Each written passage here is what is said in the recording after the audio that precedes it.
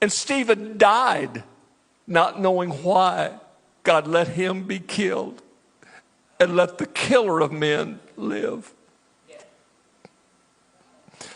But when God is spending, God is buying. You just never know what he's buying. I want to see Stephen walking the streets of gold and look up and meet Saul, wondering, how on earth did you get here? The last time I saw you, you were grinning at my death. Last time I saw you, you had the clothes that the witnesses that were stoning me so they could wind up better, take their clothes and lay them down at your feet. I watched you destroy the church that all I wanted was to live for. How did you get here? And Saul would have to say to Stephen, I was never the same after I watched you die. Stephen, God bought me with you. You gave your life that I might live. And you never saw anything beyond that 7th chapter of Acts. When I got to write the epistles, I wrote church order because Saul had something in him Stephen didn't have in him. So he spent him to buy the man that could do the job he had in order. So you see somebody walk in the door, you've got no idea. God might spend a Holy Ghost-filled person to buy a person that looks like they have nothing to offer but pain and heart and sorrow. When Paul got older, he said this, I am ready to spend and to be spent.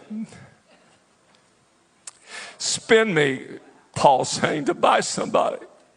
Since you spent somebody to buy me, now spend me to buy somebody. Do you feel that way?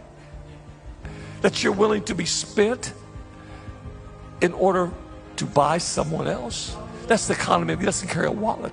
He just carries you. And he sees someone he wants to buy. He spends your time and your effort and your prayer life in order to buy someone else. That's how he purchases. He doesn't buy you with silver or gold. He buys you with others.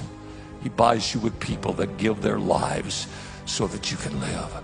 Paul said, I'm ready to spend and to be spent, knowing the more I love, the less I be loved. You'll never get back in return what God spends you for, because most of you will never know what heaven will be occupied with that was bought by spending you and your time and your effort and your energy.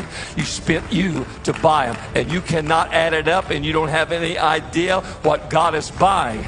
Right? You don't have any idea what God is buying by spending you. He'll spend time you should have given to your boys. He'll spend time you should have given to your wife. There'll be times you'll spend your time here at the church when it's empty. There'll be times when you feel forsaken and nobody cares and nobody really loves. There'll be times in your life when you'll be thoroughly spent and you'll lay on your bed at night and wonder it's worth it. But one day when heaven calls and you get to walk up there, you'll get to see what God really purchased with your life. God don't spend money, he spends people.